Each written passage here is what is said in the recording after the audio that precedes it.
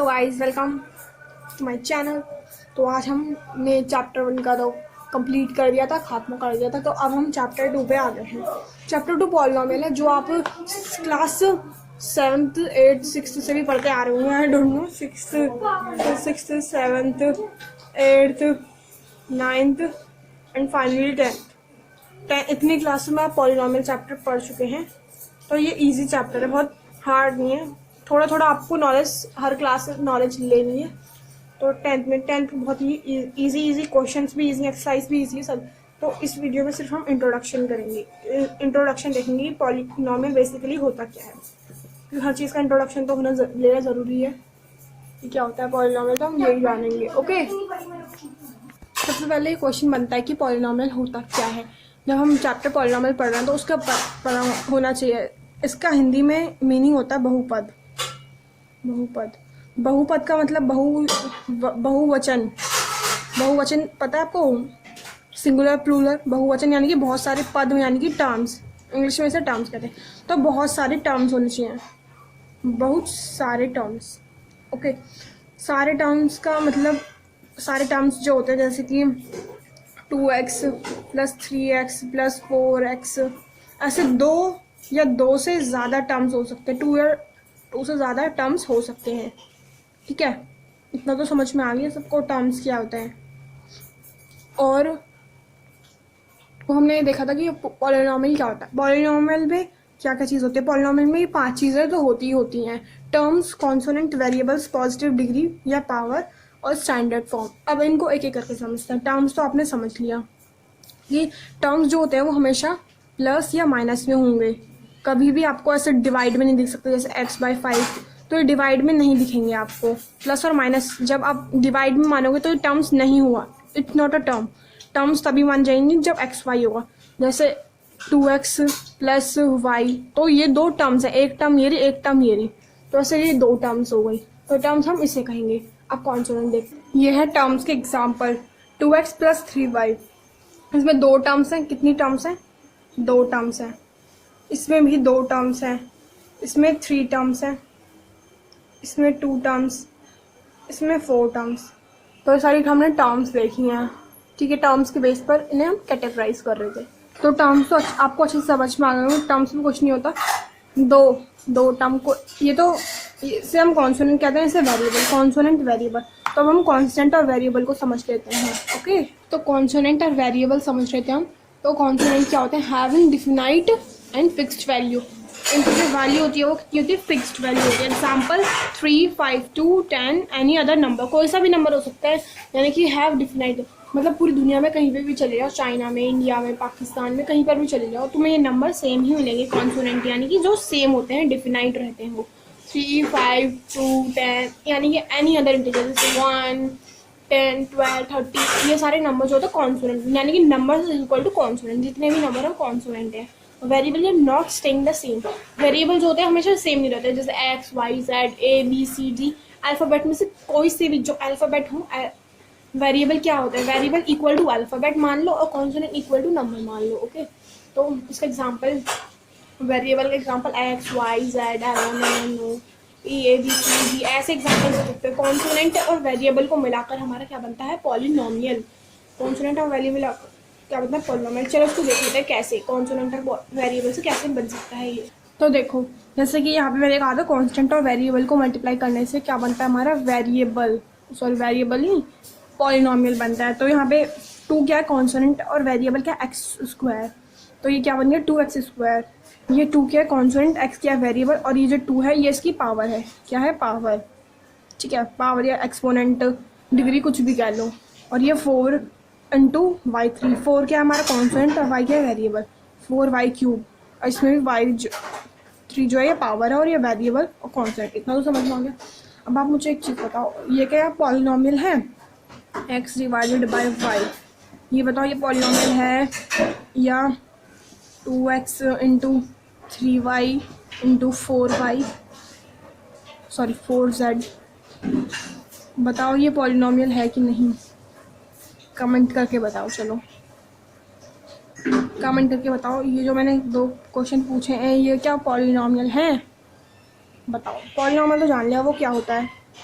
ये देखो, एक चीज़ तो मैं बताना भूल गई, जो ये पॉलिनॉमियल होता है, जो उसकी पावर्स होती है वो क्या होती है, होल नंबर। पावर जो होगी वो क्या होगी, होल नंबर। जैसे मैं यहाँ पे अगर ये लिख दूँ 2x - 2, तो ये क्या पॉलिनॉमियल होगा, नहीं होगा। अगर मैं लिख दूँ 2x 3/2, तो ये भी पॉलिनॉमियल नहीं होगा। और 2x - 5 मतलब माइनस आ जाए या बाई आ जाए, 5 3/2 3/6, तो ये पॉलिनॉमियल नहीं माना जाएगा। ओके, पावर जो है होल नंबर में होनी चाहिए, ये इसकी शर्त है, पॉलिनॉमियल की शर्त है। मानोगे तभी तब सही रहेगा, नहीं मानोगे तो तुम्हारे लिए गलत है, तुम्हारे मार्क्स कटेंगे। कमेंट कर लिया होगा, आपसे पूछा था ये पॉलिनॉमियल है कि नहीं। जी हाँ, तो आपका कमेंट सही है, ये पॉलिनॉमियल नहीं है। कैसे नहीं है, क्योंकि ये है वन टर्म है, ओनली वन टर्म दिख रहा होगा, ये तो वन टर्म है, इस वजह से पॉलिनॉमियल है। और ये पॉलिनॉमियल क्यों नहीं है, क्योंकि इसमें भी ये एक ही टर्म मानी जाएगी। क्या कह दिया, सोच लूँगी क्या कह दिया, आपको तो 3 टर्म्स दिख रही है, 1 2 3, आपको 3 टर्म्स दिख रही है, पर मैं ऐसे 1 टर्म क्यों कह रही हूँ। 1 टर्म इसलिए कह रही हूँ क्योंकि ये मल्टीप्लाई हो जाएगा। यहाँ देखो साइन देखो ना ढंग से, क्या मल्टीप्लाई यानी कि ये तीनों आपस में मिलके एक बन जाएंगे। ये तो यही तो था कॉन्सेप्ट भाई, कॉन्सेप्ट को याद रखो, ये तीनों जो हैं एक बन जाएंगे क्योंकि ये मल्टीप्लाई है। तो ये पॉलिनॉमियल नहीं है। अगर मैं इसकी जगह, इस साइन की जगह मैं यहाँ पे प्लस लगा दूँ तब ये पॉलिनॉमियल बन सकता है, तब ये 3 माना जाएगा, तब ये माना जाएगा। अगर यहाँ पे मल्टीप्लाई है तो जी ये पॉलिनॉमियल नहीं होगा। ये तो समझ में आ गया क्या पॉलिनॉमियल होता है, क्या पॉलिनॉमियल नहीं होता। तो हमने अभी क्या सीखा, टर्म्स सीख लिए, कॉन्सोनेंट टर्म्स का example 3x - 2x 2x + 2x, ये टर्म्स का एग्जांपल। फिर हमने कॉन्सोनेंट समझे 1 4 2। ये वीडियो सिर्फ क्लास 10 के लिए नहीं है, बल्कि जहाँ से भी पॉलिनॉमियल आपकी क्लास में शुरू होता है, ये सबके लिए वीडियो, ठीक है। एक वीडियो में पूरे सब क्लास का फायदा जाएगा, क्योंकि यही आपने 7th में पढ़ा, यही 10th में वही है भाई। पॉजिटिव, फिर वेरिएबल पढ़ा, x y z a b c d आगे तक, इन्फिनिटी तक इनकी जर्नी चलती रहेगी। पॉजिटिव डिग्री, अभी हमने पावर सुना था, डिग्री क्या चीज़ है, डिग्री आपके लिए नहीं है, नहीं तो नहीं है, क्योंकि आपने पहली क्लास में पढ़ चुके हैं डिग्री क्या होता है। तो एक बार हम डिग्री को एक्सप्लेन करेंगे। इसकी डिग्री 2 है, इसकी डिग्री 2 है। तो अब पहले हम अच्छे से सबकी डिग्री समझ लेते हैं। ओके, तो यही है इसका हाई डिग्री ऑफ पॉलिनॉमियल क्या होता है। डिग्री पॉलिनॉमियल क्या होता है बताओ।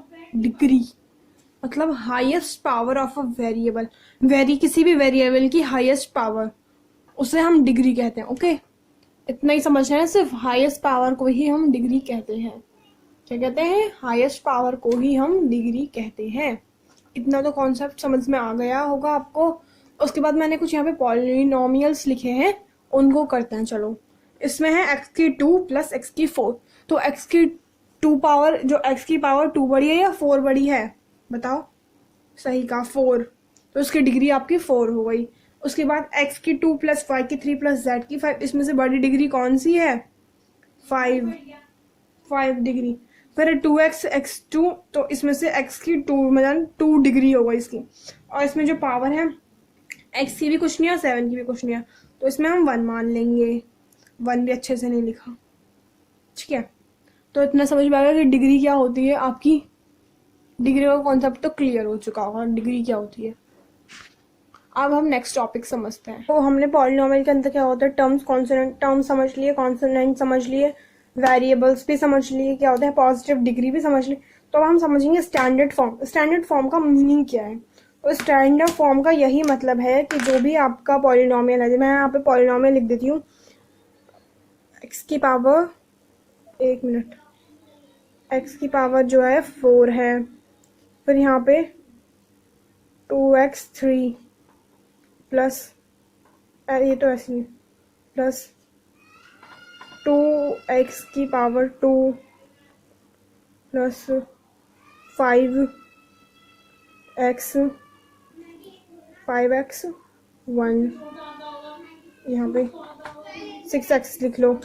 तो इसमें जो आप देख रहे हैं, जो मैंने लिखा है, ये किस फॉर्म में, जो स्टैंडर्ड फॉर्म है ये, वो दो तरह की, या तो इंक्रीज हो रही होगी, या तो इंक्रीज या डिक्रीज हो रही होगी, दो ही हो सकते हैं। इसमें जो है डिक्रीज हो रही है। पहले था 4, 4 से 3, 2, 1, तो ये पावर ऐसे डिक्रीज हो रही है। पॉलिनॉमियल की सीरीज कभी भी तुम देखना, वो क्या होगा, या तो वो इंक्रीजिंग या डिक्रीज, उसे ही हम एक स्टैंडर्ड फॉर्म कहते हैं, यानी कि एक फॉर्म होती है उसकी। पॉलिनॉमियल हम फालतू में ऐसे नहीं लिख सकते, x2, x5, 3x5 ऐसे नहीं लिख सकते हम, 2 का सीधा 5 ऐसे लिख सकते हैं, पर वो सीरीज वाइज जाएगा। 2 से 2 के बाद हम 1 नहीं लिख सकते, या हम कह सकते हैं 5 के बाद हम 1 नहीं लिख सकते। ये क्या हो रहा है, इंक्रीज डिक्रीज हम कर तो रहे हैं, पर हम उल्टे सीधे कर रहे हैं। ऐसे उल्टा सीधा नहीं लिख सकते, उनकी एक प्रॉपर फॉर्म होती है, या तो इंक्रीजिंग या डिक्रीजेस। ओके, तो ये सारे पॉइंट्स हमने अच्छे से समझ लिए, terms, consonant, variables, positive degree, standard degree. तो अब हम पॉलिनॉमियल्स के कुछ टाइप्स जान लेते हैं, क्या क्या टाइप्स होते हैं पॉलिनॉमियल के। हमने कहा था कि हम टाइप्स पढ़ेंगे पॉलिनॉमियल के, किसके बेसिस पर, टर्म्स के बेसिस पर, यानी कि कितनी टर्म्स हैं। मोनोमियल मतलब एक टर्म होती है जिसकी एक ओनली वन टर्म, इसमें देखो सकते हो 1 टर्म है, इसमें भी 1 टर्म है, इसमें भी 1 टर्म। और बाइनोमियल पता चला बाय मतलब 2, तो इसमें भी आपकी 2 टर्म है, ये रही 2 टर्म, ये रही 2 टर्म। और ट्राई का मतलब पता चल रहा है आपको 3, तो ये 3 टर्म हो गई ट्राइनोमियल। Monomial, binomial, trinomial. ये तो पॉलिनोमियल की टर्म्स किसके बेसिस पर है, ये हमारे टर्म्स के बेसिस पर। तो अब आप सोच रहे होंगे ये 2, क्या ये 2 भी हमारा पॉलिनोमियल है? जी हाँ, ये 2 आपका पॉलिनोमियल है, पर कौन सा पॉलिनोमियल है? Constant polynomial, constant polynomial. अब ये कांस्टेंट पॉलिनोमियल क्या होता है? पॉलिनोमियल तो है ये 2, पर ये कॉन्सोनेंट है। यहाँ पे आपके जो पॉलिनोमियल है वो कांस्टेंट भी होते हैं, वो आपके जीरो पॉलिनोमियल भी होता है, नॉन जीरो कांस्टेंट पॉलिनोमियल वो भी होता है आपका। ठीक है, अच्छे समझेंगे एक एक करके। कांस्टेंट पॉलिनोमियल 2 या 3, ये सारे हमारे पॉलिनोमियल है कांस्टेंट, जो कि सिर्फ नंबर होते हैं, हमेशा यही सेम ही रहेंगे। 2 का अगर आप कुछ 0 मानो तो ये तो 0 हो गया, ऐसे ही करोगे तो 2। अगर यहाँ देखो 2 है, ये x की 0, इसको x की 0 क्या मानते हैं 1, तो 2 इंटू 1 कितना रहेगा, ये 2 हो जाएगा। तो यही आपका कांस्टेंट पॉलिनोमियल है। और ये है, इसे हम कांस्टेंट को हम ये भी कह सकते हैं non zero constant polynomial, non zero constant polynomial, क्योंकि इसका आंसर जो है 0 नहीं आएगा, नॉन जीरो हमेशा इसका जो आंसर है वो 2 ही आएगा। जैसे ये 2 है वो 2 ही रहेगा, उसमें कोई चेंजेस नहीं आएगा, तो ये नॉन जीरो कांस्टेंट पॉलिनोमियल है।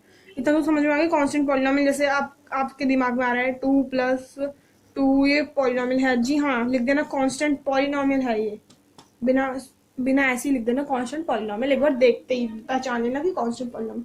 अब हम थोड़ा सा जीरो पॉलिनोमियल देख लेते हैं। तो हमने डिग्री देखना थे, तो जीरो पॉलिनोमियल की डिग्री क्या होता है, नॉट डिफाइंड। देख सकते हैं हम ये सारे 0 ही हैं, पर इन 0 के आगे हमने वेरिएबल जो x⁻² मान लिया। x⁻² को हम क्या मान लें, x⁻² है, तो x⁻² को 0 से मल्टीप्लाई करेंगे 0 ही आएगा, क्योंकि 0 को किसी से भी मल्टीप्लाई करो 0 जाएगा, तो ये नॉट डिफाइंड। अगर आपको किसी पॉलिनोमियल के जीरोस निकालने हैं तो उसको भी आप इजीली से निकाल सकते हैं। जैसे कि हम यहाँ पे लिखते नहीं है p(x), जो कि आपने 9th में क्वेश्चन भी किए होंगे, p(x) 5x - 3x², तो ये आपका पॉलिनोमियल है, इसका आपको जीरोस निकालना है। तो कैसे निकालेंगे आप, 5x² - 3x, इसको 0 के इक्वल रख देंगे, क्योंकि ये सारे 0 के इक्वल है, तो इसलिए हम 0 के इक्वल रख देंगे। तो क्या होगा, 5x² तो यहाँ पे ऐसे ही रहेगा, और ये इक्वल टू में चला जाएगा, और यहाँ पे क्या होगा, सॉरी इसका 3 हटा दो, ये +3 हो जाएगा आपका। ओके, तो 5x² यहाँ का यहीं रहेगा, और 3/5 हो गया, ये 3/5 हो गया। स्क्वायर हटाने के लिए इसे हम ऐसे लिख लेंगे 3√5। तो इसका जीरोस ऑफ पॉलिनोमियल निकाला था, आपने निकाल लिया। इसको आगे चाहे तो सॉल्व कर सकते हैं आप, 3 का रूट निकाल दीजिए स्क्वायर, और 5 का भी स्क्वायर रूट निकाल दीजिए, तो इसका आंसर आ जाएगा। तो जीरोस ऑफ पॉलिनोमियल आपको सिर्फ समझ में आ गया। अब हम देखते हैं, ये आपका सिर्फ एक लास्ट ही टॉपिक है, इसमें आपको डिग्री बतानी है, किसकी डिग्रीज के बेस पर जो पॉलिनोमियल्स के कितने टाइप होते हैं वो देखने हैं हमें। तो linear, quadric, cubic, non zero, constant polynomial, zero polynomial, तो ये 5 पॉलिनोमियल। लीनियर इक्वेशन की जो डिग्री होती है वो 1 होती है। अभी लीनियर का भी एक एग्जांपल देख लेंगे हम। क्वाड्रेटिक की डिग्री हाईएस्ट 2 होती है, डिग्री का मतलब बताया था ना, हाईएस्ट पावर, तो वही डिग्री है। जहाँ पे भी डिग्री बोलो मतलब हाईएस्ट पावर 1 होती है लीनियर में, और क्वाड्रेटिक में ये होती है, क्यूबिक में 3 होती है, और नॉन जीरो कॉन्स्टेंट पॉलिनोमियल में क्या होती है, 0 होती है डिग्री। इसका भी एग्जाम्पल देखेंगे हम। जीरो पॉलिनोमियल का तो जीरो पॉलिनोमियल की तो नॉट डिफाइंड होती है डिग्री, कुछ भी आ सकते हैं नॉट डिफाइंड। हम कुछ जीरो पॉलिनोमियल की डिग्री नॉट डिफाइंड, इसका एग्जांपल तो आप यही देख सकते हैं। जीरो पॉलिनोमियल की डिग्री कुछ भी डिफाइंड नहीं है। देखो हमने x को 2 माना तब भी 0 ही आया, x को 10 माना तो 2 माना, x की डिग्री 2 है, 10 है, यहाँ पे 2 है, यहाँ पे 3 है। डिग्री हम कुछ भी मान लें, जितने भी नंबर है इस दुनिया में, जितने भी नंबर खोज के लिया हो उसे उसमें x पे रख दो या y पे रख दो, किसी भी नंबर पे, तो अगर 0 से तुम मल्टीप्लाई करोगे 0 ही आएगा। चाहे दुनिया का तुम कुछ कोई सा भी नंबर कहीं से भी उठा लो, बड़े से बड़ा नंबर या छोटे से छोटा नंबर, सबको मल्टीप्लाई करके तुम्हारा 0 ही आएगा। और 0 जो है पॉलिनोमियल, जीरो पॉलिनोमियल जिसकी डिग्री है नॉट डिफाइंड, क्योंकि डिग्री डिफाइंड नहीं है। जितनी इन्फिनाइट काउंटिंग है उतनी इन्फिनाइट डिग्री होगी, तो इसलिए इसका नॉट डिफाइंड आ जाएगा, not defined degree. Zero polynomial का exam, non zero constant polynomial का एग्जाम्पल भी मैं दिखा, इन तीनों का एग्जाम्पल देख लेते हैं, फिर वीडियो को खत्म कर देंगे। ओके, तो अब हम देखते हैं लीनियर पॉलिनोमियल के एग्जाम्पल। लीनियर पॉलिनोमियल का एग्जाम्पल देखते हैं। 2x यानी कि इसकी पावर जो है 1 है, इसमें भी y की पावर भी 1 है। क्वाड्रेटिक में 2 पावर होती है, हाईएस्ट पावर इसमें भी 2 है। क्यूबिक में 3 होती है, इसमें भी 3 है। नॉन जीरो कांस्टेंट पॉलिनोमियल क्या होता है, 2x 0, यानी कि ये कांस्टेंट पॉलिनोमियल समझ लो, आगे इंफिनिटी तक होते हैं ये। इसका भी डॉट डॉट डॉट लगा दो, आगे तक ये चलते जाएंगे। तो 2x की पावर 0, तो ये 2 ही होगा, 5 6 7। अब पॉलिनोमियल्स इन 1 2 3 वेरिएबल देख लेते हैं, फिर मैं आपको छोड़ दूंगी वीडियो को, आप भी रेस्ट कर लेना। 15-16 मिनट हो गए।